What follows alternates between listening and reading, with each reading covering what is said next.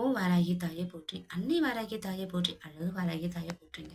இன்னைக்கு என்ன விசேஷம்னு பார்த்தீங்கன்னா, அம்மனை இரவு பூஜை பண்ண பிறகு தூங்குறதுக்கு முன்னாடி நம்ம இந்த மாதிரி மந்திரத்தை சொல்லிட்டு நம்ம படுத்தோம்னா, எந்த கெட்ட கனவுகள் ஆகட்டும், கெட்ட நேரங்கள் ஆகட்டும் நம்மளை நெருங்காது.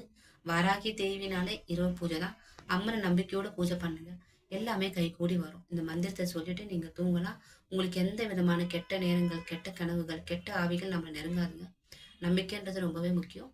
அந்த மந்திரத்தை நான் சொல்றேன். அந்த மந்திரத்தை சொல்லிட்டு நீங்க உங்களுடைய படுக்கும்போது இந்த மந்திரத்தை நீங்க சொல்லலாம். ஓம் வீர வடிவில் இருக்கும் வாராகி தாயே, ஓம் வாராகி தாயே நமக. என் குடும்பத்தில் அமைதி வர அருள்வாயாக. என் மனதிற்கு தைரியம் தருவாயாக. எல்லா துன்பங்களுக்கும் விலக்க செய்வாயாக. ஓம் பஞ்சமுகி தெய்வமே நமக. ஓம் அகிலாண்ட கோடியே நமக. ஓம் திருப்பூர சுந்தரி ரூபிணியே நமக. ஓம் அஷ்டபூஜ தெய்வமே நமக.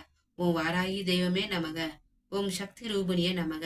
வல்லமை வாழ்ந்த வாராகி தாயே, என்னையும் என் குடும்பத்தையும் காப்பாற்றும் சக்தியாக அறிவும் சக்தியும் ஈர்ப்பும் கொண்ட வாராகி தேவியை நான் வணங்குகிறேன்.